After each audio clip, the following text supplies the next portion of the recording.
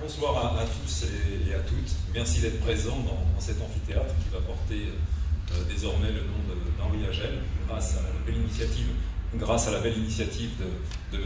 Trinsotro. En tout cas, nous sommes au nom des élèves, des enseignants et des personnels du lycée, nous sommes tous ici à Voltaire heureux donc de voir que le nom d'Henri Agel est désormais le nom de cet amphi. Pour nous, c'est une fierté de voir qu'un enseignant a été à l'origine de l'enseignement du cinéma en France et a pu faire vivre sa passion et transmettre sa passion à des élèves, à des étudiants. D'autres, après lui, d'autres enseignants ont poursuivi cette voie et des enseignants qui ont compris que le cinéma avait une place extrêmement importante dans le développement culturel, artistique, intellectuel de nos élèves. En tout cas, merci à la famille d'Henri Agel d'être présente. Merci à vous, merci infiniment. Merci à vous tous et très belle soirée. Les personnels du lycée, après cet hommage, vous ont préparé un petit cocktail. Voilà. Merci à vous.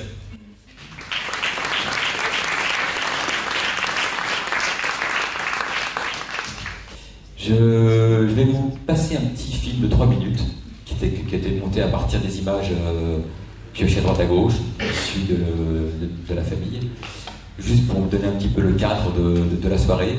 Ensuite, donc Gilles Darbois va vous faire une animation sur tous les témoignages reçus depuis pas mal de mois, le dévoilement de la plaque, et après donc le cocktail.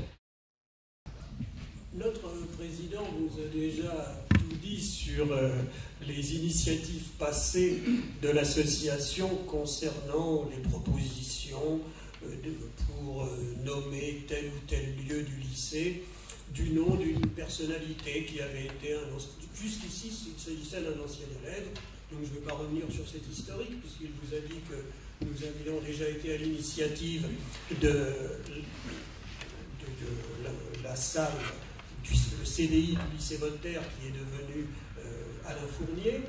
Et puis ensuite, il y a 2 ans, effectivement, nous avions pris cette initiative concernant le gymnase de l'appeler Jean Mermoz.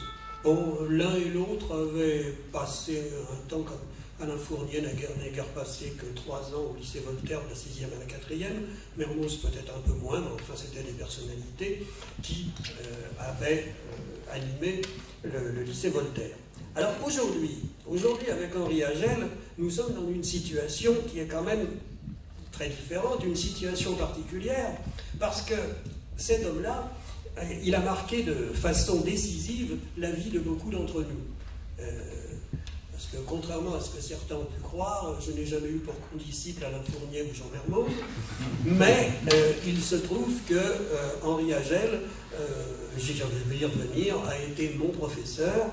Et dans mon cas personnel, c'est d'ailleurs pour ça que Stanislas et l'association m'ont confié l'ouverture de cette cérémonie, parce que pour moi, Henri Agel, je pense qu'ici je fais écho au sentiment de beaucoup d'entre vous. Henri Agel, pour moi, a été un professeur inoubliable. Il a été un jalon décisif dans ma vie. J'ai utilisé lors de la dernière Assemblée Générale le terme qui a fait sourire certains, le terme de père spirituel, mais je l'assume. Je l'assume tout à fait. J'assume ce terme parce que il a été, comme je viens de dire, un jalon décisif dans ma vie. Et puis dans les 15 dernières années de sa vie, là aussi, j'ai eu l'honneur et la joie d'être de ses amis. Pendant ces 15 années au cours desquelles nous avons échangé une correspondance régulière, et pour moi, cette correspondance et les échanges que j'ai eus avec Henri ont été des moments absolument inoubliables. Alors, il faut aussi savoir, beaucoup d'entre vous quand même ne connaissaient pas tout à fait Henri Agel, il faut retracer un petit peu son itinéraire. Alors il faut dire qu'il est arrivé au lycée Voltaire comme professeur en 1947. Et peu après, il a obtenu la création de cette classe préparatoire à l'IDEC, l'Institut des hautes études cinématographiques. Aujourd'hui, ça s'appelle la FEMIS.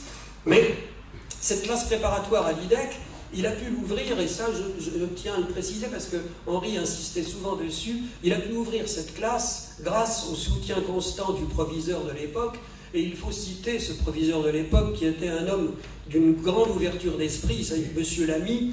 M. Lamy avait fait bâtir ici une salle de cinéma de 300 places. Alors ce n'est pas la salle dans sa configuration actuelle, j'y reviendrai, mais il avait fait bâtir donc à la fin des années 40 cette salle de cinéma qui a ensuite connu beaucoup d'heures glorieuses. Alors classe préparatoire créée, donc classe préparatoire à l'IDEC, qui a vu passer dans ses rangs parmi ses étudiants de futurs cinéastes. Alors je vais en citer quelques-uns qui malheureusement pour certains sont décédés, comme Claude Miller, comme Alain Corneau, mais également Alain Cavalier, Jacques Fonsten. Ce sont des noms que Henri citait souvent parmi ses anciens élèves. Et puis parmi nous ce soir, vous avez Bernard Stora, Daniel Vigne, Alain Rioux, qui également était dans cette classe, Gilles Costaz, et quelqu'un qui n'a pas pu, qui regrette de ne pouvoir être parmi nous, qui est Frédéric Vitou, et j'avoue que je tenais à le citer parce que c'est grâce à lui que nous avons remonté un certain fil qui nous a permis de contacter les personnalités que je viens de citer. Donc, il y avait cette classe préparatoire à l'IDEC. Mais parallèlement, Henri Agel enseignait, il était professeur de français, latin, grec, il enseignait dans une classe de seconde du lycée. Alors, dans cette classe de seconde, il a eu entre autres pour élève Serge Danet, le critique Serge Danet, que je pense que beaucoup d'entre vous connaissent. Serge Danet a un de ses condisciples, Jean-Jacques Béard, qui est ici, qui a été... Jean-Jacques Béard a un privilège, c'est qu'il était dans la classe de seconde, le condisciple de Serge Danet, et ensuite il a été en terminale le condisciple de Jacques Doyon, ici présent. Donc, je suis sûr, Jean-Jacques, que tout à l'heure, tu pourras donner un témoignage là-dessus. Pardon ? Ah, oui, d'accord. Mais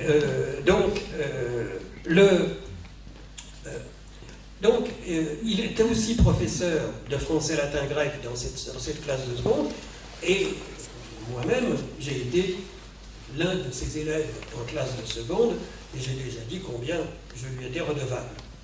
Et alors, il y avait aussi, autre événement, il y avait le légendaire ciné-club dont il a été question dans le petit film que vous venez de voir, ce ciné-club effectivement du vendredi en fin d'après-midi, ciné-club qui était ouvert à tous, mais se côtoyaient essentiellement les étudiants de la classe préparatoire à l'IDEC, les élèves de la classe de seconde, et puis d'autres, notamment les anciens élèves de seconde qui étaient passés dans les classes supérieures. Donc ce ciné-club c'était un temple de la cinéphilie. Henri Agel accouchait le film de son sens profond, et ce ciné-club était un inoubliable lieu de débat et d'échange. Henri Agel, il a été de ces maîtres si rares qui ont suscité auprès de leurs élèves la passion, le goût de la connaissance, le goût de la réflexion, et c'est ce qu'a écrit, si vous voulez, je vais me référer à ce qu'a écrit Frédéric Vitou dans le Nouvel Observateur en 2008, juste après le décès d'Henri, et c'est d'ailleurs à partir de cela que j'ai eu l'idée de contacter Frédéric Vitou, qui ne pouvait pas être des nôtres ce soir, mais je l'ai contacté en souvenir de cet article qu'il avait écrit, où il disait que Henri Agel avait été un professeur au sens le plus beau, le plus noble et le plus nécessaire du terme. Il était d'abord un professeur d'enthousiasme. Je crois que cette phrase de Frédéric Vitou, tous ceux qui ont connu Henri Agel seraient d'accord pour la partager, parce que c'était effectivement un professeur d'enthousiasme. Alors il y a d'autres épithètes qui ont été utilisées. Christian Viviani parle d'un déclencheur. Serge Danet, que j'ai déjà cité, utilisait le terme de passeur. Henri Agel étant un passeur qui militait pour la culture cinématographique. Et donc, vous voyez que ces quelques épithètes, rappelle vraiment qui était cet homme-là. Et en tout cas, c'était un professeur qui abolissait la distinction entre d'une part ce que l'on peut apprendre au lycée et d'autre part la culture et la création vivante. Je crois que c'est pour ça qu'il a laissé cette trace profonde chez beaucoup d'entre nous. À ce sujet, je vais me permettre d'ajouter une petite anecdote personnelle, un souvenir personnel, mais qui est tout à fait relié à ce que je viens de vous dire. C'était dans cette classe de seconde, un samedi matin, parce qu'il y avait classe le samedi à ce moment-là, c'était donc le lendemain du ciné-club légendaire du vendredi. Donc, ce samedi matin, nous étions en cours de latin, avec Henri Agel, et puis on était en train d'étudier un texte de Cicéron. C'est alors qu'il nous dit, vous voyez messieurs, il y a là une ellipse dans le texte de Cicéron. Et tout à coup, il se dit, attendez, peut-être que certains d'entre vous n'étaient pas hier soir à la séance de Ciné-Club lorsque nous avons projeté La Grande Illusion. Aussitôt, nous fermons le livre de Cicéron, nous quittons tous la classe pour venir ici et pour revoir la scène de la séquence de La Grande Illusion qui, je pense, parle à beaucoup d'entre vous, où après leur évasion, Dallio et Gabin se retrouvent dans la montagne. Gabin abandonne Dallio, il fait quelques pas, mais la caméra reste sur Dallio, et on voit tout à coup que Gabin a renoncé à l'abandonner, il est revenu, il pose sa main sur l'épaule. Alors, donc c'était, voilà aussi une ellipse au cinéma. Donc vous voyez, c'était ça Henri Agel, on passait de Cicéron à Jean Renoir, et on avait véritablement cet exemple de culture vivante. Alors je crois que c'est ça qui peut vous aider à comprendre comment il pouvait être ce déclencheur qui faisait partager sa passion. Alors, cette passion, ce lyrisme, a pu amener certains à sourire, parce que, par exemple, lorsque Henri Agel, parlant de John T. Chance, John T. Chance, c'est le shérif incarné par John Wayne dans Rio Bravo. Alors, Henri retrouvait dans ce personnage à la fois Rodrigue, Horace, Sévère, Nicomède ou Suréna. Certains disaient c'est peut-être beaucoup, mais tout ceci, je crois que ça fait bien comprendre que pour lui, le cinéma, cet art du siècle, était partie intégrante de la culture. Pour lui, que des films comme Laura ou Johnny Guitar, ça comptait autant dans la culture américaine que les romans de Faulkner ou Gatsby le Magnifique de Fitzgerald. Je crois que, et ça, c'est ce que nous avons tous compris sous son égide. Alors, qu'est-ce que je rajouterais? J'ajouterais quand même qu'à la fin des années 60, Henri Agel a quitté le lycée Voltaire pour rejoindre l'université de Montpellier. Et à l'université de Montpellier, il a eu la première chaire de cinéma en France, à l'université, première chaire de cinéma à l'université, donc dans l'université de Montpellier. Cependant, il est revenu ici. Il est revenu ici pour le centenaire du lycée Voltaire. Il faut dire qu'à ce moment-là, j'ai déjà raconté ça à plusieurs d'entre vous depuis que nous sommes dans la salle depuis une heure, j'ai évoqué ce souvenir avec plusieurs d'entre vous. Le proviseur de l'époque était un petit peu incertain sur ce qui allait se passer pour le centenaire. Que fait-il? Il réunit quelques individus dont j'étais qui avaient simplement pour privilège d'avoir été anciens élèves et parents d'élèves à ce moment-là. Alors on était 4-5 là autour du proviseur qui nous dit « Bon, parlez-moi un peu de votre souvenir du lycée. On va commencer par ça. » Donc moi je dis « Henri Agel, le ciné-club. » Donc ça a déclenché quelque chose parce que... Et j'ai proposé qu'on invite Henri Agel pour le centenaire. Il est venu dans cette salle. Quand je dis cette salle, alors il faut se rappeler, tous les anciens qui sont là se rappellent qu'elle était dans l'autre sens. Elle était dans l'autre sens depuis que M. Lamy, le proviseur, en avait décidé la construction. Elle était encore dans l'autre sens, l'écran se trouvait là-bas. Elle était encore dans l'autre sens en 1989, lorsqu'il y a eu le centenaire du lycée. Et donc, Henri Agel est venu présenter Madame de. Il est arrivé avec sa copie en 16 mm. Et pour ceux qui étaient présents ce jour-là et qui avaient connu les heures glorieuses du ciné-club, c'est comme si le temps s'était arrêté. On a eu un flashback extraordinaire. Alors il y avait certains, je me rappelle, mon fils était dans la salle, qui sortait de terminale, il faisait partie de ceux qui ont découvert ce jour-là qui était l'homme. Parce qu'Henri était là, C'était la même ferveur, c'était le même enthousiasme. C'était donc une découverte pour ceux qui ne l'avaient pas connu. Et puis, c'était un souvenir extraordinaire pour ceux qui, comme moi, l'avaient connu. Cette ferveur, cet enthousiasme, je les ai retrouvés ensuite, donc, je vous le disais, pendant la quinzaine d'années où, que ce soit dans nos échanges au téléphone, dans notre correspondance, Geneviève Agel, son épouse, dont je dois dire qu'elle était venue, Henri et Geneviève étaient venus tous les deux pour le centenaire, et j'ai retrouvé dernièrement une lettre que Geneviève Agel m'avait adressée après le décès de son mari. Elle me disait, il lisait toujours vos lettres avec une sorte de jubilation. Jubilation, j'aime bien ce terme.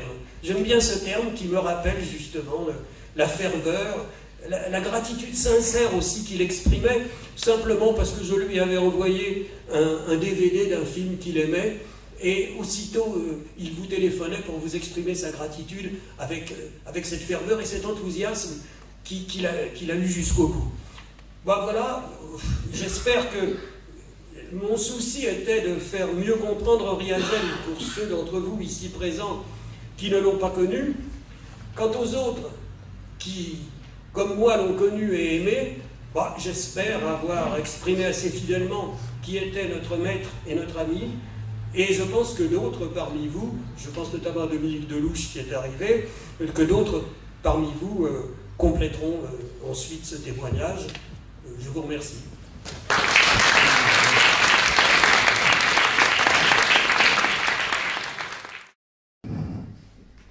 Ça va être très cafouillu parce que ça va être très improvisé, bien sûr. Ce que je voulais dire, c'est que j'ai parlé pour la première fois à Henri Agel en 2005 ou 2006. C'était à Decazeville. Et avant, je n'avais jamais été son élève. Je faisais partie non pas du groupe de ses étudiants, mais j'étais un des élèves du lycée qui venait très régulièrement. Donc je l'ai entendu des années, j'ai vu pendant des années des films inouïs, mais je ne lui avais jamais parlé. Donc il a fallu Decazeville, parce que j'avais reçu un petit mot très gentil, comment elle était trouvée, mon adresse, mystère, et bout de gomme, et un mot très gentil sur un des films, et j'étais très content de le recevoir et de pouvoir lui répondre en disant c'est l'occasion de se voir. Il me dit mais j'habite à Decazeville. Je dis mais que ça me tienne, je viens vous voir à Decazeville. Et 2 journées très, très joyeuses et très, très plaisantes avec lui et avec sa femme. Et là, on repasse sur un autre ciné-club parce que il m'avait demandé de présenter un film au ciné-club du cinéma à la soirée du mardi ou du mercredi, le ciné-club de Decazeville. Et donc, nous retrouvons dans un ciné-club de nouveau. Quasiment 50 ans après que moi, j'étais là dans l'autre sens de la marche. Alors, l'étrange... Enfin, les premières fois où je suis venu ici, ça a été très violent parce que le cinéma était à cette époque-là infiniment populaire, je dirais pour les classes populaires, et donc dans le 20e arrondissement que j'habitais, de 6 ans jusqu'au lycée, jusqu'à 11 ans, tous les jeudis après-midi, c'était western, c'était Gary Cooper et ses compères. Donc je ne pouvais pas imaginer qu'il y avait quelqu'un dans l'ombre, derrière Gary Cooper, ceux qui étaient là et qu'il aidait du mieux qu'il pouvait. Ce n'était pas metteur en scène dont j'ignorais l'existence, c'était nous tous dans la salle qui lui disions, comme dans la chanson célèbre, fais gaffe. Et donc c'était un peu ignoble parce qu'à chaque instant on le prévenait évidemment du danger imminent qui, sans nous, l'aurait envoyé au tapis définitivement. Voilà. Alors, il a fallu se rendre compte que quand je suis arrivé quelques années plus tard dans ce ciné-club, certainement, la première fois où je suis venu, je devais avoir 14 ans, quelque chose comme ça, j'ignorais tout d'eux. Donc ici, c'était plus Gary Cooper et James Stewart, mais c'était derrière James Stewart et Gary Cooper, il y avait des gens derrière. Et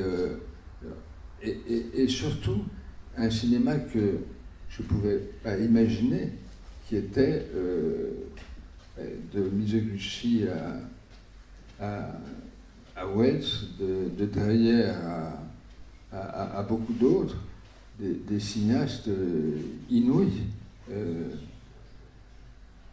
Alors j'étais là pendant, c'était ma seule raison d'être finalement dans ce lycée Voltaire.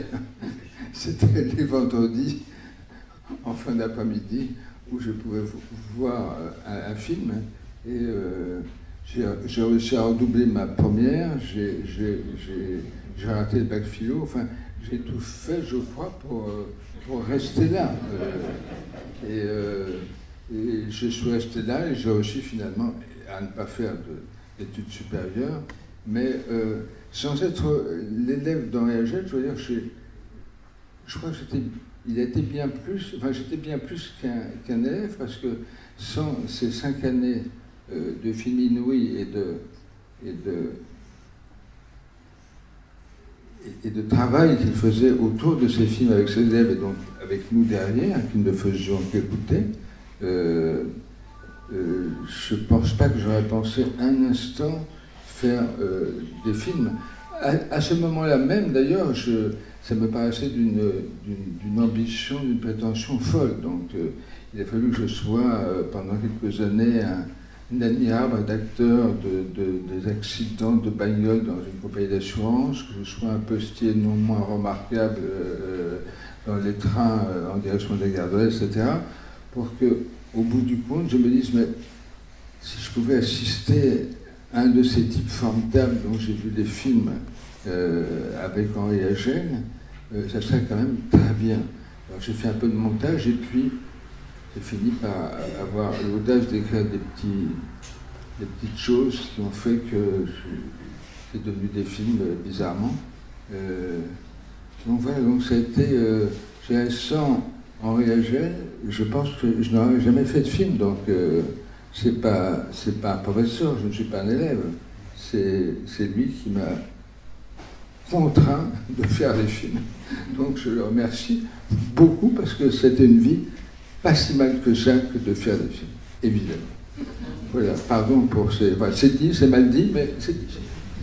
Merci.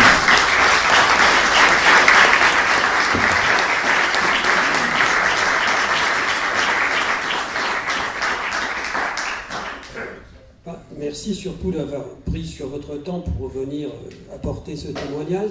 Donc je pense que maintenant on avait prévu de donner la parole à un représentant de la famille. Alors, oui, François, vous avez été désigné. Donc c'est le petit-fils. C'est le petit-fils d'Henri Agel qui a été désigné à l'unanimité par la famille pour prendre la parole. Il nous fallait quand même avoir un représentant de la famille qui s'exprime. Je serai celui-là. Bien. Exercice quelque peu difficile. Vous me permettrez de ne pas tout livrer, parce que ma relation avec le grand-père était à la fois une relation intellectuelle, mais aussi une relation affective, de complicité. Alors, je n'ai pas l'éloquence d'un Henri Agel. Voilà, je le dis d'entrée, mais j'essaierai d'être à la hauteur. Moi, j'ai été initié par Henri et Geneviève, parce que je n'oublierai jamais ma grand-mère, qui est toujours parmi nous, actuellement, qui n'a pas pu être présente ce soir. J'ai été initié très jeune, en fait, sans vraiment m'en rendre compte. C'est-à-dire que, par moments, j'ai eu l'occasion d'assister à des sessions qu'ils organisaient ici ou là, en France, voire même, je crois, une fois en Suisse. Et lors de ces sessions, il y a eu des petits films qui étaient tournés. Ils cherchaient des figurants. Et il se trouve que j'étais là, j'avais 7-8 ans, j'ai encore le souvenir. J'étais un figurant, on m'avait maquillé, je ne savais pas trop ce qui allait m'arriver. Et puis, on assistait aussi à des représentations avec des interventions d'Henri à la fin. Et je disais tout à l'heure en aparté à quelques-uns d'entre vous que cette initiation n'a pas été complète. Hein. En revanche, ce que je peux conserver, ce que je conserverai toujours, c'est son amour pour le western, pour un certain type de western. Et moi, j'ai été initié à son sens aigu, son regard. Et il nous disait toujours, tu vois, voilà, tu as vu le western, qu'est-ce que tu en tires? Et ben, moi, je disais, j'ai vu ça. Il me dit, oui, mais non, il y a autre chose à voir. Et j'ai compris qu'il y avait à voir, c'était derrière. Et je l'ai compris tardivement. Effectivement, je n'ai plus jamais regardé les westerns de la même manière. Et notamment, je ne suis pas le seul. Hein, nous partageons, je crois, cette expérience avec Henri, notamment de Johnny Guitar. Et puis, il y a eu le néoréalisme italien. Ça a été très important pour moi. Ça reste une de mes références. J'ai d'ailleurs eu l'occasion, lorsque je suis devenu moi-même enseignant, vous voyez, il n'y a pas de hasard sans doute,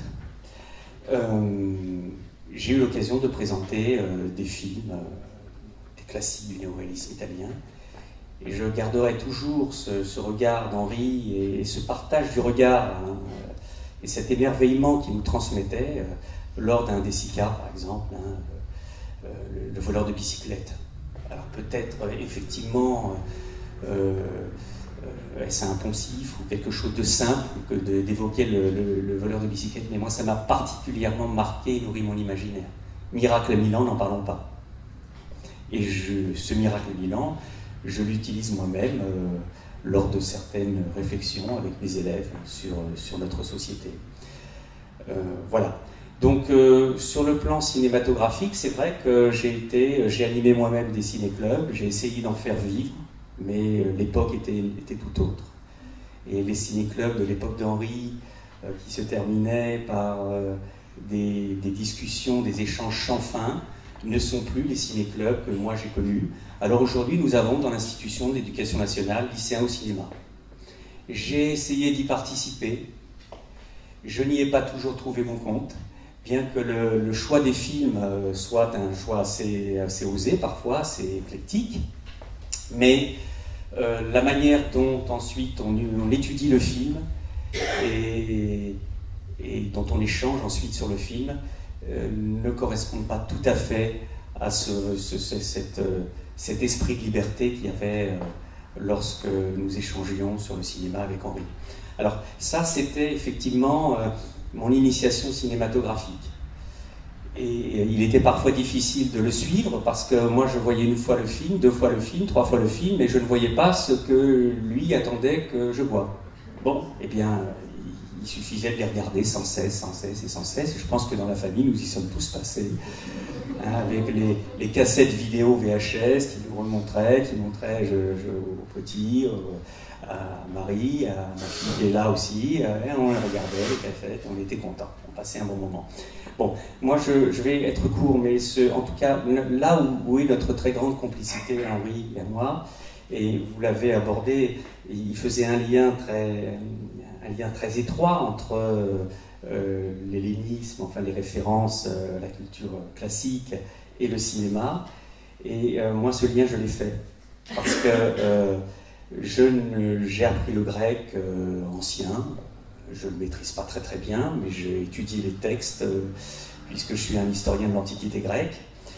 Et surtout, je me rends compte à quel point notre complicité était une complicité qui transcendait le cinéma et qui nous menait vers des cheminements, des vagabondages, des moments où nous étions hors du temps et dans des espèces de pérégrinations helléniques, philosophiques. Et c'est cette complicité-là que je garde avec mon grand-père, parce qu'il était un fou d'Héraclite, et moi je suis également un fou d'Héraclite.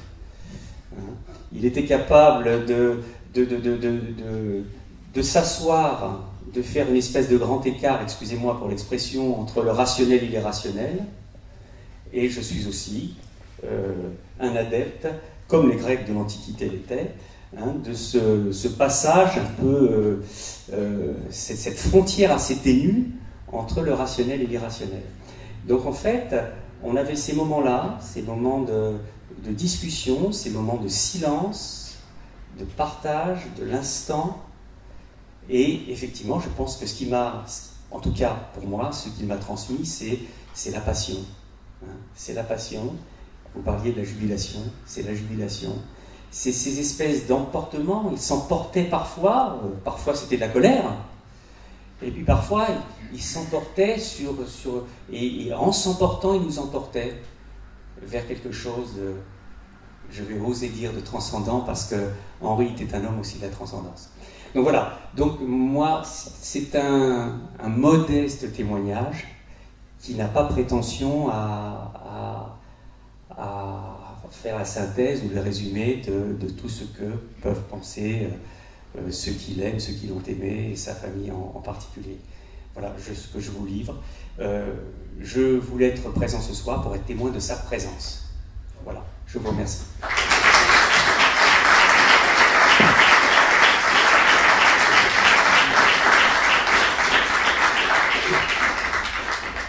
Je ne sais pas si ceux qui vont intervenir, Stan, on n'a pas discuté de ce problème technique. Si on fait venir les gens ici, je pense que c'est peut-être un peu trop formel.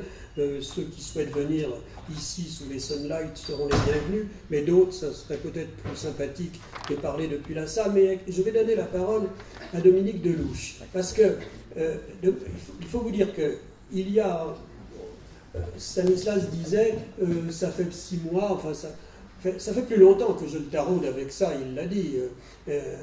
Il finissait par en avoir marre, parce que après Alain Fournier et Mermoz, je n'arrêtais pas de dire tout ça c'est très bien, mais Henri Agel c'est pour quand. Bon. Et puis, on ne savait pas trop, finalement, nous ne savions pas trop où nous allions en organisant cela. Et j'en arrive à Dominique Delouche parce qu'il y a 6 mois, à la Cinémathèque, donc j'ai rencontré Dominique Delouche lors de la rétrospective de Max Ophuls. Il m'a dédicacé ce jour-là le très beau petit livre qu'il a écrit sur Madame de, et également celui sur Max et Daniel. Donc Dominique Delouche, qui a été lui-même réalisateur, mais a été l'assistant de Max Ophuls. Et après, je vous ai revu, Dominique Delouche, lors de la rétrospective de Federico Fellini. Et là, parce que vous avez été aussi l'assistant de Fellini, mais vous faites partie de ces disciples d'Henri Agel, et vous m'aviez dit votre souhait, votre volonté de rendre hommage à notre maître. Alors Dominique, si vous voulez bien venir.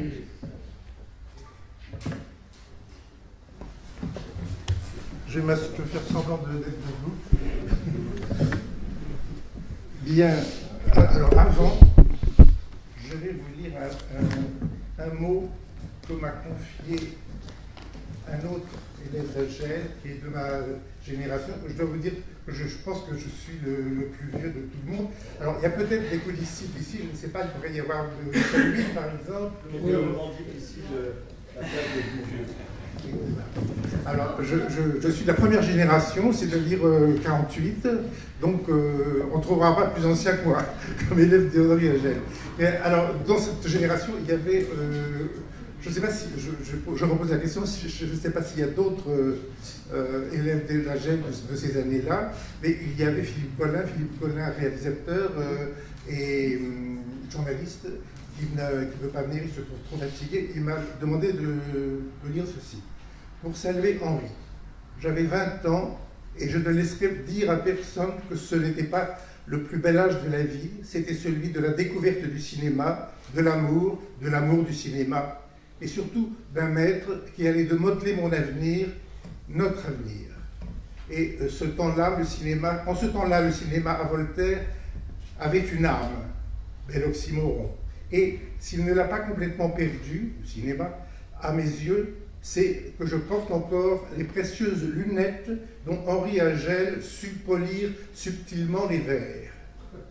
J'ai de la chance de connaître, d'aimer et de saluer Henri Agel pour un éternel anniversaire Et bien sûr, quand je dis « je », c'est « nous » qu'il faut entendre. Henri, je vous embrasse, Philippe Collin. Alors, de mon côté, je vais tout de suite aller dans le ton un peu solennel, un peu grave. C'est que, au fond, Henri a opéré sur moi, sur le garçon de 18 ans que j'étais alors, une espèce de sauvetage. Pourquoi? Parce que j'avais quitté le lycée à 13 ans. Pendant 5 ans, j'ai dû soigner une maladie pulmonaire pendant l'occupation, et j'ai été privé pendant tout le second degré de maîtres et aussi de condisciples, de camarades. Donc à cet âge-là, il y avait une carence terrible, et dans la formation psychologique et dans la culture. Parce que la culture que j'avais en arrivant au lycée Voltaire, j'avais une culture, la culture de mes parents, une culture de vieux. Mais je n'avais pas du tout la culture que j'aurais eue si j'avais été au lycée. Et avec Henri, j'ai opéré une espèce de rattrapage. Il m'a gavé de culture, c'est-à-dire qu'il m'a fait rattraper le lycée et il m'a introduit dans le supérieur. Je dois dire que à cet âge-là, j'étais plutôt entouré, attiré par la musique que par le cinéma. Et je me cherchais, comme beaucoup à cet âge-là, on ne trouve pas tout de suite. Et quand j'ai vu dans le journal un entrefilé qui annonçait qu'au lycée Voltaire s'ouvrait, mais c'était vraiment 3 lignes, s'ouvrait une classe de préparation à l'école, l'Institut des hautes études cinématographiques, j'ai dit, il faut que je me précipite.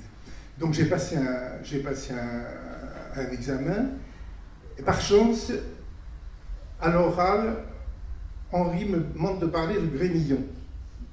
Et j'avais vu tous les films de Grémillon, alors que j'avais une ignorance du cinéma en général, du cinéma américain, parce que pendant la guerre, on ne voyait pas les films, et puis parce que je voyais les films que mes parents m'emmenaient voir. Donc j'avais vu tous les films de Grémillon, et donc je me suis pas mal débrouillé. Mais je pense que Henri a vu mes carences, Henri a eu envers moi une espèce de sollicitude tout à fait particulière. Il m'a fait connaître sa famille. Je suis heureux. On allait chez lui. Je n'étais pas le seul d'ailleurs. Il y avait une espèce de cénacle. C'était d'abord mais là j'étais trop petite, à Asnières. Je ne sais pas si c'était. Oui, à Asnières, et puis après rue Le Dantec. Il y avait une atmosphère très chaleureuse, très extraordinaire, une espèce de petit cénacle. Il y avait, enfin, je me rappelle. Là, ce petit groupe, on venait chez les Agel, parce que, évidemment, Geneviève participe beaucoup de cette chaleur et de cette générosité, cette attention envers un pauvre garçon qui était un peu perdu, qui se cherchait. Mais je pense qu'il faut que je remercie Agel pour qu'il a vu quelque chose au-delà de mes carences, qui pouvait peut-être faire quelque chose. Et ce qui vient que... Quand je continue à le voir, on sortait ensemble, on allait à l'opéra, on allait au concert, je le poussais vers la musique, et au cinéma beaucoup, bien sûr. Et j'ai été très déçu quand Henri et Agel m'ont annoncé un jour, bien après, mais je continue à les voir, je fais partie de leur bande, qu'ils allaient partir de Paris. Alors j'ai pris ça comme un lâchage parce qu'on avait vraiment besoin, je n'étais pas tout seul, il y avait vraiment tout un groupe, je ne sais pas, il faudrait évoquer Philippe Collin, Michel Wynne, puis d'autres qui sont agrégés à ce groupe. On a pris ça un peu comme un lâchage, mais qu'est-ce qu'il va faire? D'abord c'était Aix-en-Provence, puis après Montpellier, donc j'ai un peu perdu de vue.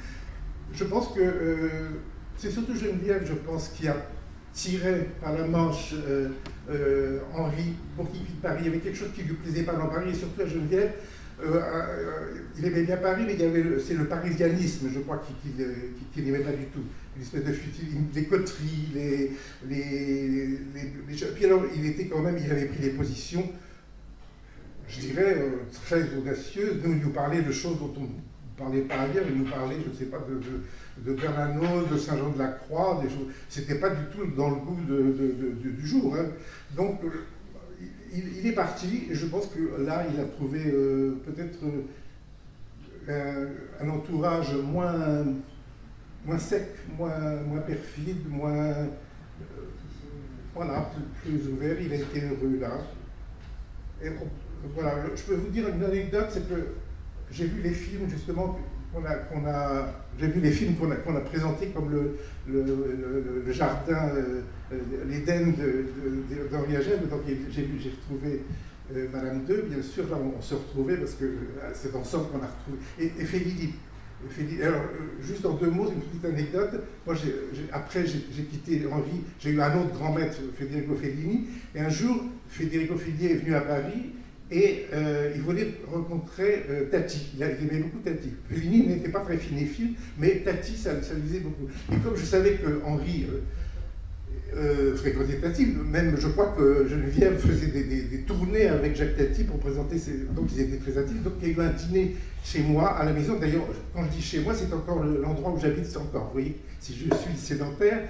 Et Tati, alors là, bon, je vais essayer d'aller vite, pour animer la conversation, a cru bon de raconter une histoire, parce qu'il fréquentait le monde du cirque. Il dit, un jour au cirque, j'ai vu une espèce de charlatan qui faisait du spiritisme avec son public. C'était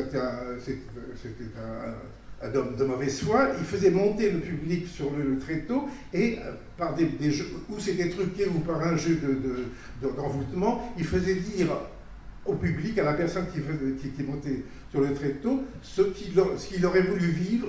Et voilà. Et donc, ce n'est pas rentré dans l'oreille d'un sourd de Federico Fellini. Si vous avez vu les Micabiria, c'est exactement la scène du magicien que Federico a finalement piqué à Tati. Et pour finir, Tati n'a pas été très content avec elle quand il a vu les Micabiria, qu'il a vu son histoire qui lui avait piqué. Bon, voilà, je pourrais en dire beaucoup parce qu'on se fréquentait, et même après, j'ai eu une correspondance avec lui. Et puis voilà, je le remercie, je lui dois tout, quoi. C'est bien simple. Je crois que sans lui, j'aurais fait autre chose. J'avais commencé les beaux-arts, j'aurais peut-être été architecte, mais j'aurais pas osé me jeter dans ce monde du cinéma qui me faisait un peu peur. Voilà.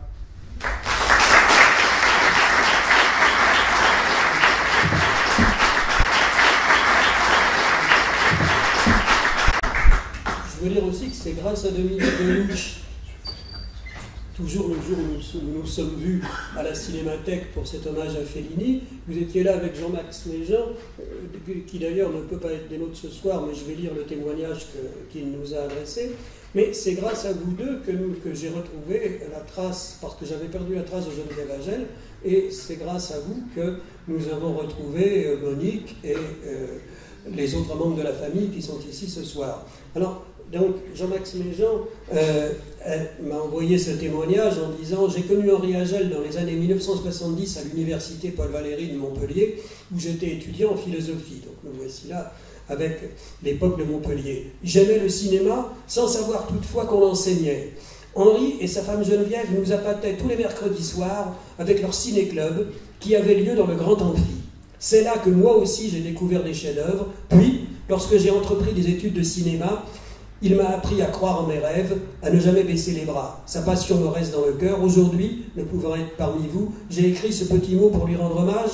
Il pardonnera mon absence quand il saura que j'ai été invité en tant que membre du jury de la presse au Festival de Montréal. C'est un signe que j'interprète comme un clin d'œil qu'il m'adresse le jour même où on lui rend hommage, dans ce lieu devenu emblématique, où tant de talents ont été façonnés par son enseignement et son charisme. Donc voilà le témoignage de Jean-Max Méjean.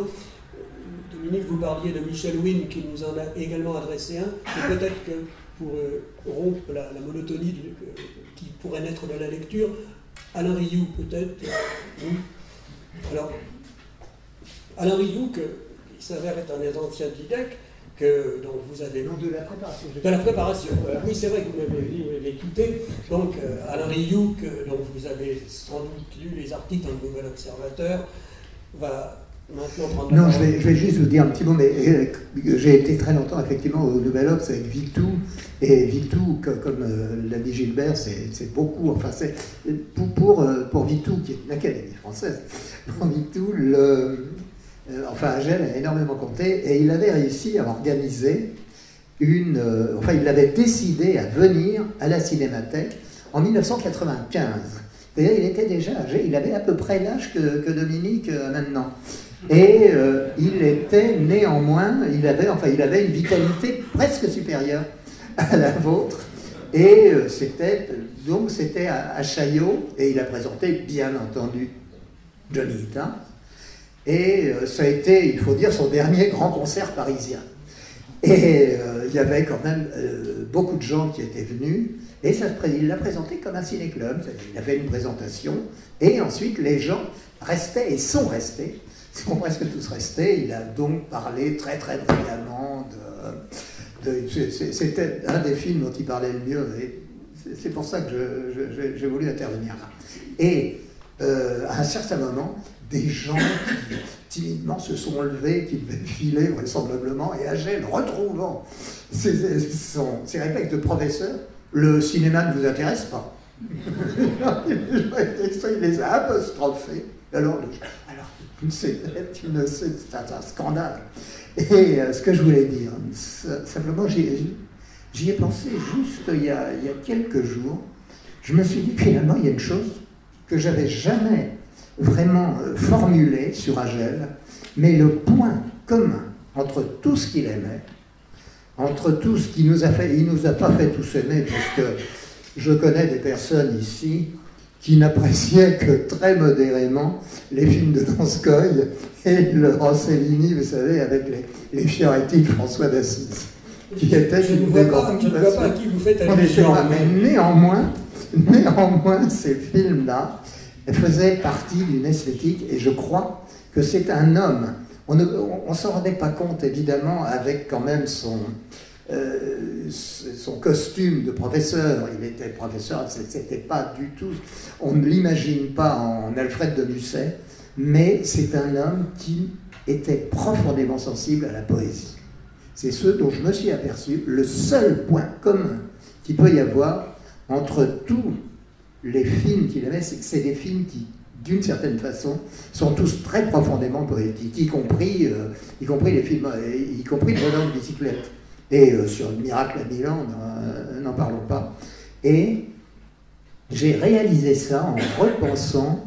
Je me suis pas plongé dans son histoire, je ne suis pas allé sur Wikipédia, mais il y a un de ses livres qui m'a toujours charmé d'abord, et dont le titre est magnifique, c'est Romance américaine. Et aujourd'hui, bon, c'est un peu galvaudé le mot romance, mais à l'époque ça ne l'était pas. Et ça avait quelque chose en plus de chandlérien, ça allait très très bien dans ce que nous aimions à l'époque. Et donc je salue aujourd'hui en Agel un poète. Et les poètes sont éternels.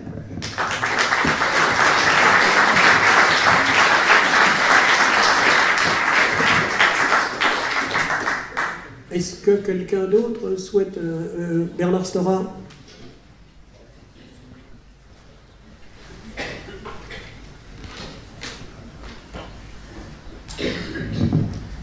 Oui, moi j'ai été chargé par Alain Jomy de lire un petit texte d'hommage qu'il a rédigé. Il ne peut pas être là ce soir.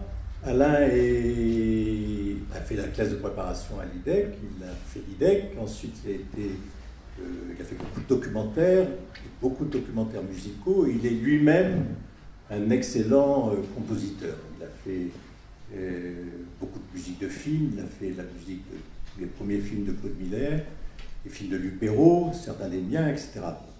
C'est un type formidable. Je vous le dis en passant. C'est mon avis, mais je crois que c'est l'avis de beaucoup de monde. Et donc, il écrit ceci. 1958-59, cela aura été la plus belle année de toutes mes études. En regardant en arrière, il y a le temps d'avant Henri Agel et le temps d'après. Jamais je n'ai connu un moment aussi intense que dans cette classe préparatoire à l'IDEC. Henri nous ouvrait les yeux sur un monde nouveau, avec un programme riche, varié, plein d'auteurs inconnus pour nous, qui sortions de l'enseignement secondaire traditionnel. Il savait transmettre et faire partager sa passion. Nous pouvions ne pas être d'accord, il nous écoutait, et avec lui on pouvait échanger et progresser. Il était entouré d'une équipe de professeurs remarquables, et cette année ci s'est passée bien trop vite. L'amitié avec lui et les siens est venue bien après, et elle est restée jusqu'au bout. Je pourrais redire ce que je me rappelle avoir dit à ses obsèques. Avant lui, le monde était comme un film en noir et blanc, au format 1:33, qui est pas mal d'ailleurs le format 1:33. Avec lui, il est devenu plutôt un film en cinémascope et en couleur. À mon salut, je souhaite aussi associer son épouse Geneviève, sa fille Monique, sa petite fille Marie et les leurs. Voilà ce qu'écrit Alain. Et puisque je suis là, très, très brièvement, je voudrais dire à quel point effectivement l'enseignement d'Henri Hegel a été formateur et merveilleusement enthousiasmant. Moi j'avais 17 ans, j'étais provincial et à cette époque, c'est-à-dire au début des années 60, être provincial c'était vraiment une vraie différence. Voilà. Et quand on arrivait, j'avais eu d'ailleurs de très bons professeurs, mais tout à coup il a ouvert un champ totalement nouveau. Il a fait scintiller la culture dans sa diversité et ce qui était incroyable dans son talent d'orateur et de pédagogue, c'était la façon dont il arrivait à unir des choses qui apparemment étaient totalement séparées les unes des autres. Tous les arts entre eux, il passait du cinéma, et ça a été dit très très bien tout à l'heure, dans ces très beaux hommages qui ont été rendus jusqu'à présent, le cinéma, la littérature, la musique, il crée des ponts, des passerelles, mais aussi entre les cultures, entre les différents pays, entre les différentes traditions. Il unissait, il rendait les choses universelles. Alors, il y avait un peu de funambulisme, et quelquefois, on a parlé de grand écart. Oui, il y avait du grand écart, et on se demandait si celui qui faisait le grand écart n'allait pas... Mais non, il se relevait, et il avait toujours une façon de dire les choses qui nous paraissaient, de retomber sur ses pieds, ça nous paraissait miraculeux.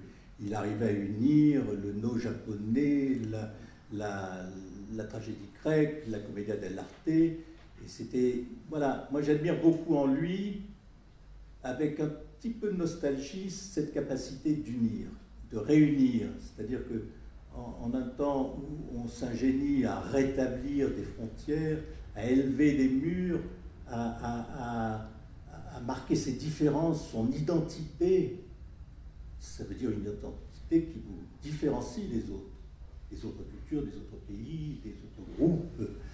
Je trouve admirable, c'est une grande chance d'avoir eu un professeur qui sache unir et qui sache finalement être un humaniste. C'était ça, c'était l'humanisme. Et ça, c'est quelque chose dont il faut se souvenir et qui était formidable. Et puis, une petite anecdote, moi, pendant des années, je dois dire, après avoir fait l'IDEC, j'ai été assistant, j'ai commencé à faire des films, etc. Et c'est pas que j'ai oublié Henri Hegel, c'est qu'il était quelque part dans le paysage, j'y pensais souvent, où on évoquait avec certains, avec Christiane, avec les gens que je rencontrais ces années-là, mais je n'avais pas le sentiment que c'était une personne qui avait continué à vivre, à enseigner, à être important, etc. Et que c'était tout simple de le contacter et de lui parler, simplement de lui faire un petit signe. Et j'ai fini par le faire dans les années tardivement et par lui écrire. Il m'a répondu très très gentiment, très simplement, et puis je lui ai envoyé les films que je faisais régulièrement. Et il me répondait avec des analyses, ce qu'il avait aimé, etc., ce qu'il avait moins aimé. Et un jour, pour un film qu'apparemment il avait... Un jour... il faut... Voilà. Un jour où je lui avais envoyé un film qu'il avait, semble-t-il, aimé plus qu'un autre, et il m'a écrit cette chose qui tout à coup m'a replongé dans l'atmosphère de cette classe préparatoire. Il me dit, nous avons vu votre film avec Geneviève et nous l'avons beaucoup aimé. Quand la projection s'est arrêtée, nous sommes regardés et nous avons eu exactement la même réaction. Nous avons dit Renoir, Mizoguchi, Murnau.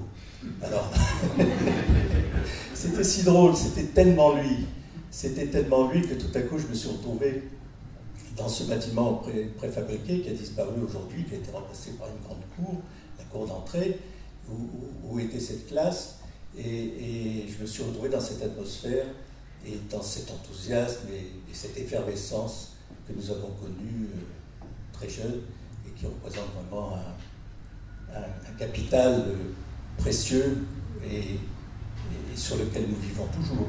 Voilà, et puis pour terminer, très vite, je voudrais associer à cet hommage un hommage à un très très grand professeur qui était associé dans cette classe préparatoire, qui s'appelle Georges Albert Astre. Merveilleux professeur, admirable professeur de lettres, grand spécialiste de la littérature américaine, formidable bonhomme, et si par hasard dans ce très beau lycée il reste une petite salle à baptiser,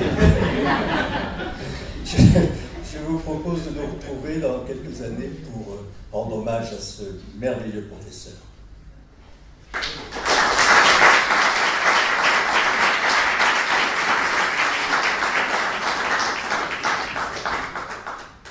Dominique Delouche citait tout à l'heure Michel Huynh, qui faisait partie donc des plus anciens de ces classes préparatoires. Alors Michel Huynh, qui a été le réalisateur de séries emblématiques de l'âge d'or de la télévision, nous a adressé un témoignage.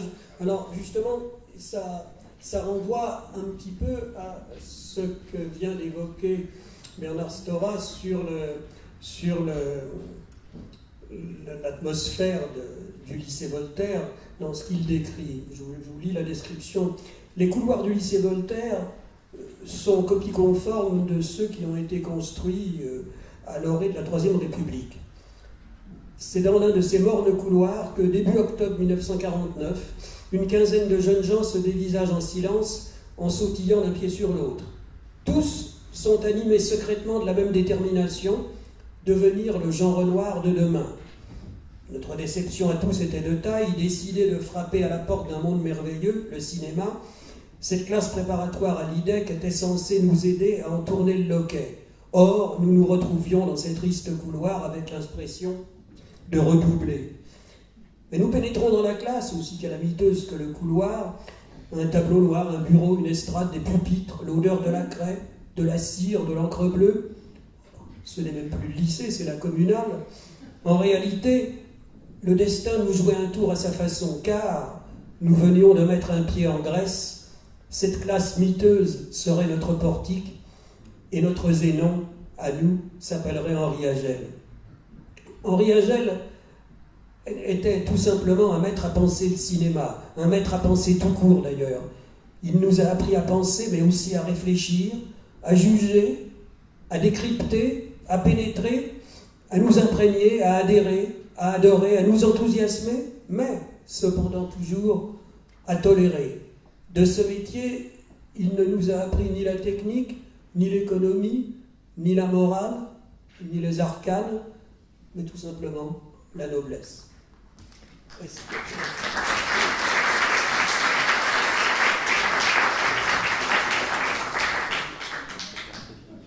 Oui. Alors là nous avons, j'espère qu'on n'aura pas de problème technique, car nous avons eu des sueurs froides, sans vouloir être Hitchcockien, nous avons eu des sueurs froides avec ce qui va vous être présenté. On a eu l'audace de vouloir rendre un petit hommage à Henri en présentant des films qu'il a sans doute aimés. Alors je dois avouer que j'assume totalement la subjectivité des choix des extraits que vous allez voir.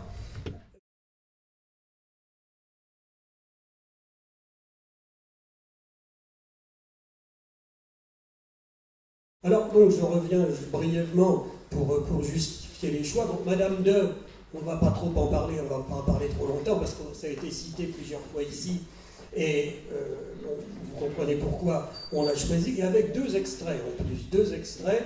Le premier extrait sur les 7 balles qui n'en font qu'un, je laisse expresser Dominique Delouche qui a utilisé cette expression. Oui, d'accord. C'est très rapide. Bon, non, mais j'ai pas l'habitude de m'étendre. Bon, alors, donc, vous avez vu les 7 balles qui n'en font qu'un, l'ellipse du temps qui passe, selon ce qu'en a dit Dominique Delouche. Le choix ensuite de Ninochka, où vous avez vu Melvyn Douglas et Garbo, le film de Lubitsch, c'est parce qu'Henri Agel est l'auteur, il a écrit un livre sur Greta Garbo en 1990, où il disait « Elle transposait sa grâce, sa tendresse, sa gravité de Vestale dans le registre de la comédie légère ». Bon, la comtesse aux pieds nus, vous avez vu donc cet extrait entre Ava Gardner et Humphrey Bogart, c'est un des... Alain Rioux tout à l'heure parlait du livre d'Henri, Romance américaine, c'est un des titres qu'il avait choisi de traiter particulièrement à la fin de cet ouvrage. Remorque de Jean Grémillon, vous avez vu Michel Morgan et Jean Gabin, c'est parce que Jean Grémillon était le sujet de la thèse d'Henri Agel. Scarface, ça aussi c'est un des films dont il parle, Scarface donc de Hawks, c'est un des films dont il parle dans Romance américaine, et vous avez vu la scène dont Henri Agel disait que cette scène illustrait le hiératisme de la mort violente. Bien, ensuite, Rio Bravo, ben on a choisi cet extrait-là parce qu'il n'y avait pas besoin de sous-titres, et donc vous avez eu le droit non pas à une véritable séquence de western, mais à cette pause harmonieuse avec le chœur à trois voix, les trois voix de Dean Martin, de Ricky Nelson et de Walter Brennan, avec le regard bienveillant du shérif interprété par John Wayne. L'homme qui aimait les femmes, vous avez vu, tout le monde, vous avez presque tous compris, et surtout je le justifie pour ceux qui ne le savaient pas, c'est que cette scène du comité de lecture, ce comité de lecture examine le livre qui a été le manuscrit proposé par le personnage qui s'appelle Bertrand Moran, si je me rappelle, et qui est interprété par Charles Denner. Ce livre au comité de lecture est défendu par Brigitte Fossey, que vous avez vu, et il y a là deux critiques assez acerbes du livre, dont l'un des deux était joué par Henri Agel lui-même. Je pense que c'est, je tombe au titre que c'est Roger Lénart qui fait le directeur de la maison d'édition, et Henri Agel disait lui-même, à propos de ce petit rôle, il disait « J'étais mort de trac, François Truffaut était très attentif à la tonalité, il fallait trouver le ton qui convenait. » Quant au dernier extrait, d'abord on a choisi un extrait de fin de film, et puis il ne faut pas oublier, ça nous permet aussi d'avoir une pensée pour Geneviève Agel, puisque Geneviève Agel elle-même a écrit un très joli petit livre qui a été publié aux éditions 7e art, je crois, il y a longtemps, et qui s'appelait Hulot parmi nous, ce qui nous permettait donc à la fois d'avoir une pensée pour Henri et pour Geneviève, et là-dessus, je vous remercie.